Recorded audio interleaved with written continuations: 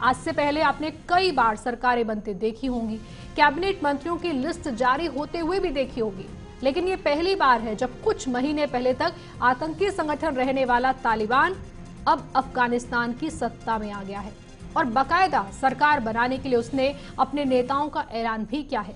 हालांकि तालिबान ने इसे अपनी अंतरिम सरकार बताया है। अब ये अंतरिम सरकार कब तक रहेगी, कब तक अंतरिम रहकर ही काम करेगी, इस बारे में तालिबान की ओर से कोई जानकारी नहीं दी गई है। तालिबान की नई कैबिनेट में कौन कौन से बड़े चेहरे मंत्री बन गए हैं वो आपको बताएं, उससे पहले तालिबान की कैबिनेट में कैसे कैसे लोगों को सत्ता सौंप दी गई है ये जानना ज्यादा जरूरी है। दरअसल जो तालिबान की कैबिनेट है उसमें 4 आतंकी तो ऐसे हैं जो अमेरिका की सबसे कुख्यात जेल ग्वांतनामो बे में कई साल जेल की सजा काट चुके हैं। तालिबान की कैबिनेट में 99% लोग पश्तून हैं, मात्र 1% प्रतिनिधित्व है जो अल्पसंख्यकों को दिया गया है।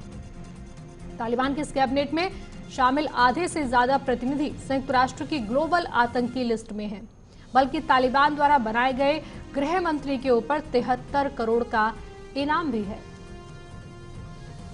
सच्चाई तो यही है कि अफगानिस्तान में आतंकियों का कब्जा हो गया है। अफगानिस्तान में अब आतंकियों की सरकार बन रही है और कुछ देश सरकार बनने के तुरंत बाद उसे मान्यता भी देंगे।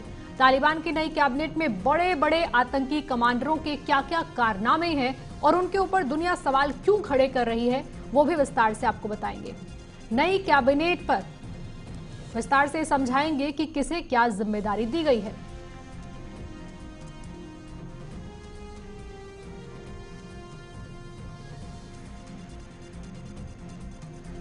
सबसे पहले प्रधानमंत्री मुल्ला हसन अखुंद को बनाया गया है।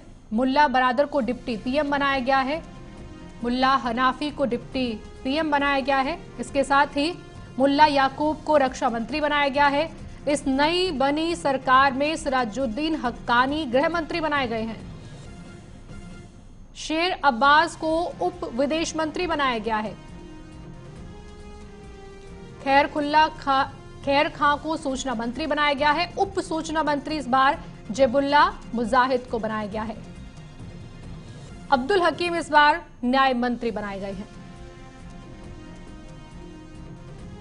और इनके सुप्रीम लीडर हेबतुल्ला खुंदजादा रहेंगे।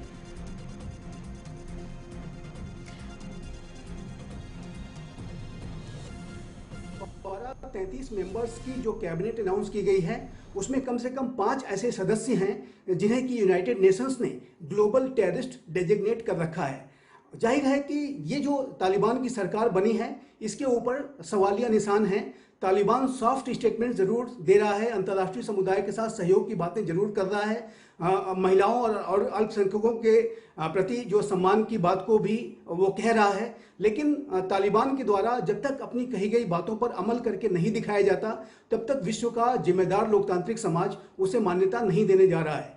और इस सरकार का जो स्वरूप है उसमें जिस तरीके से यूएन डेजिग्नेटेड टेररिस्ट हैं उससे इस सवाल सरकार के ऊपर कई प्रश्न चिन्ह लगे हुए हैं कि आखिर ये सरकार किस तरीके से अपना कार्य करेगी।